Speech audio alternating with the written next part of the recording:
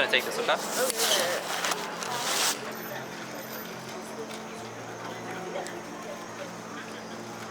Kenya sits on the equator, so the days are 12 hours long. It is one of the largest countries in East Africa in terms of land area. My name is Pastor Jeffrey Gunn, Senior Pastor of Second Calvary Baptist Church in the city of Norfolk, Virginia. If you've never been to the continent of Africa, the first sensation or feeling that you have is, I've arrived, I'm home. What was special about this particular trip? There were several things special about this particular trip. One, every trip is different and unique, so that's the first thing, because of the makeup of the individuals who are traveling with you. Then the second thing was the Davis family. We had an opportunity to be with the Davis family, the family of the late elder Betty White Davis, and they came together and pooled their resources and donated enough money to erect and construct and to develop a clinic on the campus of the AIC Girls School for the girls. And so that in and of itself was a real exciting thing to actually be a part of.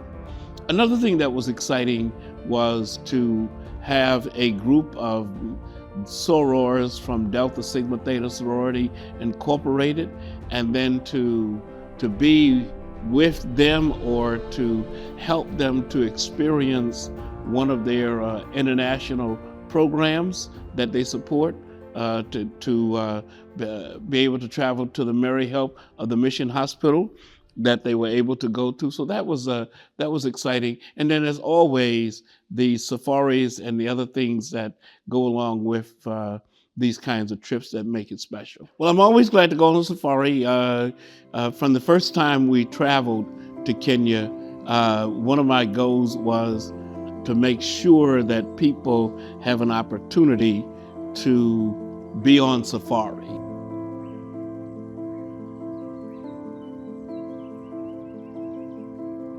The safaris are always life. They're always exciting because you never know what you're going to see. That's what's so exciting about going on a safari. You get to see these animals in their natural habitat. The country has 54 tribes, 68 different languages. Kiswahili and English are the primary languages of the country. They gained their independence from the British in 1963. And so one would think that Kenya was much older, but many of these African countries have gained their independence in the 20th century. We traveled to a Maasai village, so what was that like? The Maasai are one of the 54 tribes in Kenya. They are not the largest tribe. They're probably one of the smaller tribes, and they are an agricultural, agrarian, farming people.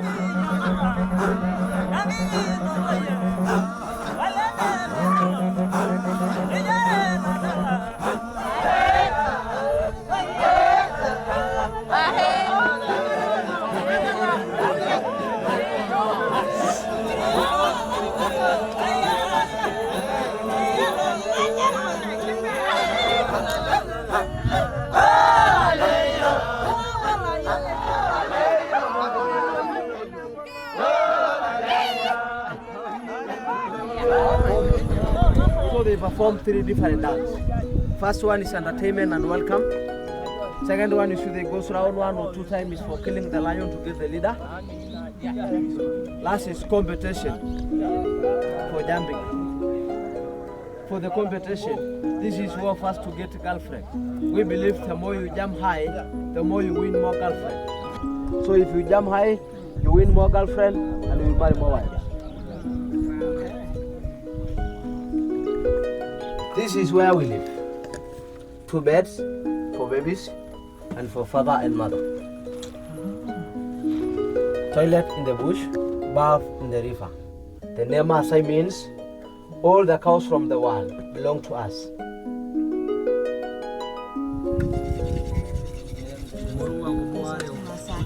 You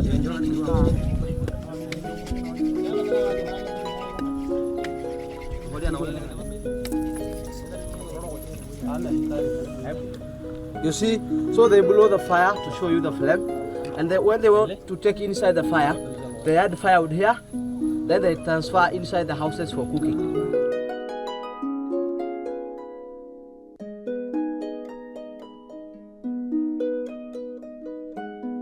And so to see that very simplistic form of life, to see people who live in that way, really kind of touches you and gives you a sense that I should appreciate more the life that I have here and the things that I have. But there are people who will never have what I have or what we have here in America, but yet they appreciate life, they thank God for what they have, and they're very happy with who they are. And they seek to preserve their culture. They don't seek to become westernized or modern. They want to be who they are, and that's fine.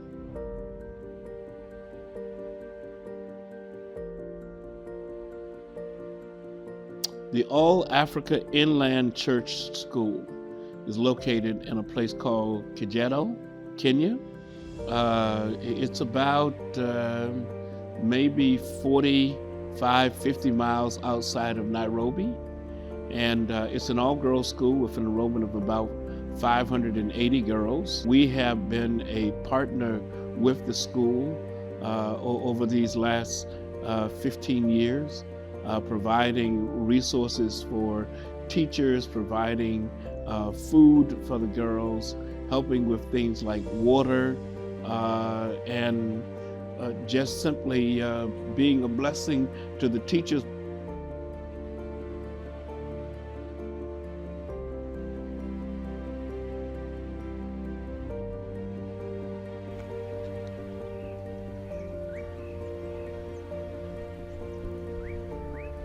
I have 551 girls in school. I have 100 of them who stayed fully in school. And my passion is to help them throughout my life, guiding them for them to be useful to our community. Most of them, they suffer physically and mentally because they are abused by the older people. Sometimes they are sent off, they are sold by their parents. A man can buy them using cows, maybe one cow. So education, I usually advocate for education. Education for them will make their future better.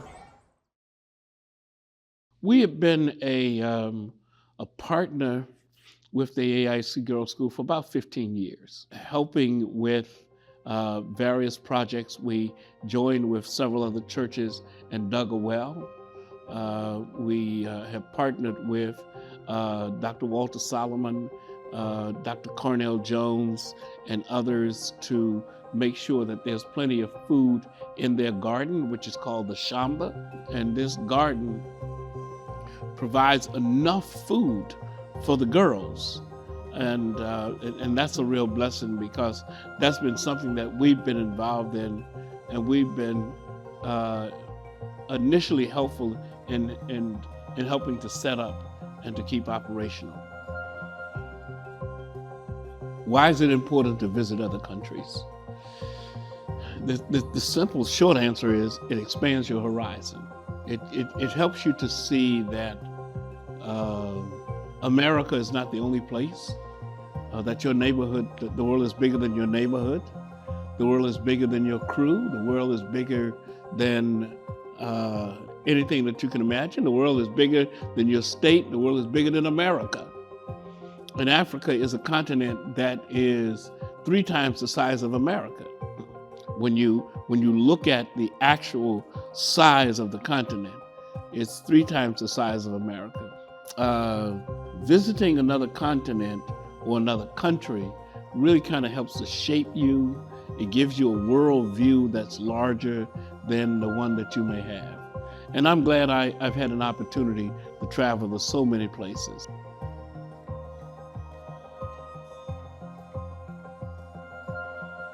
I hope that at some point people will take the time and the opportunity to visit Africa, to spend some time there, to try to understand the culture and the people, and to experience the richness and the vitality of that wonderful continent.